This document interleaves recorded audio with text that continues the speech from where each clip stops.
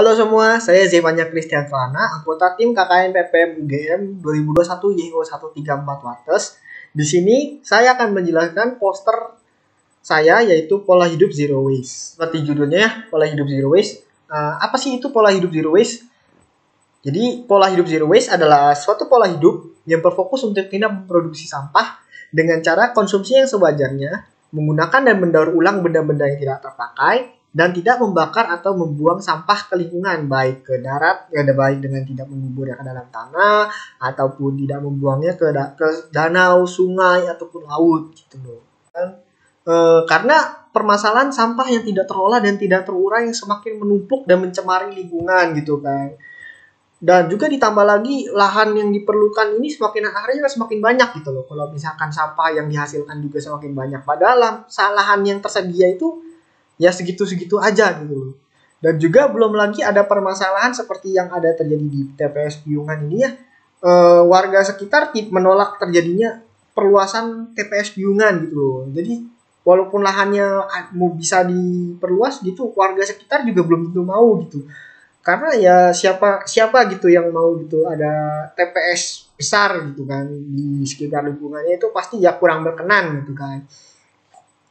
Nah makanya karena permasalahan sampah yang semakin banyak dan lahan yang tersedia semakin dikit gitu loh, makanya diperlukan suatu langkah alternatif gitu loh untuk mengatasi permasalahan ini. Nah makanya ada namanya pola hidup zero waste gitu loh.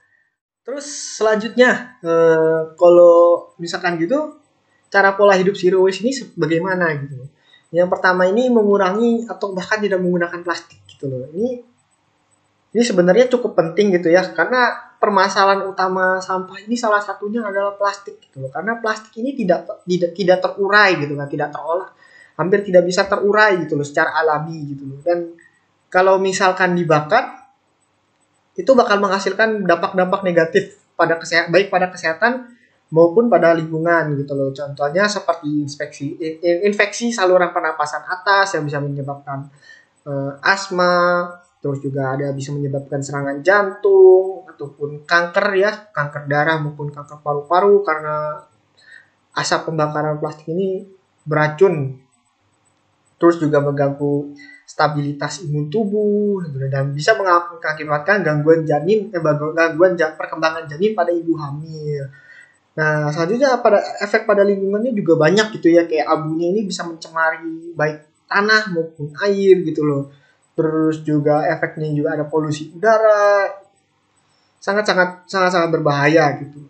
Nah, yang selanjutnya ini ada prinsip 5R. 5R ini yaitu refuse, reduce, reuse, recycle, dan rot gitu loh. Kalau kita pasti sering dengar reduce, reuse, recycle gitu ya.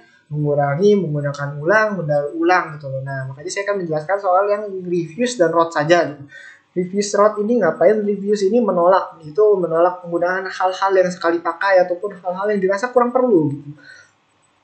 Jadi ada langkah pertamanya itu ada refuse ya.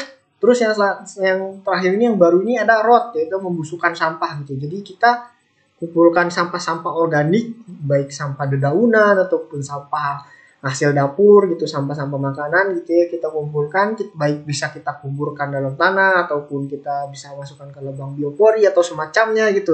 Yang penting bisa menghasilkan kompos. Yang kompos ini bisa kita gunakan untuk pupuk tanaman.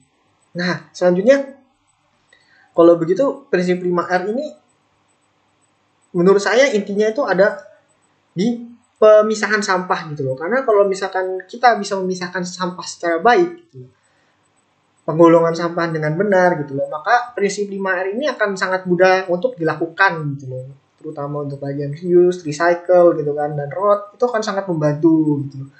Nah, terus yang terakhir, dampak dari pola hidup zero waste ini apa kalau kita udah melakukan pola hidup zero waste ini? Nah, yang pertama ini karena tujuan utamanya ini tidak menghasilkan sampah gitu ya.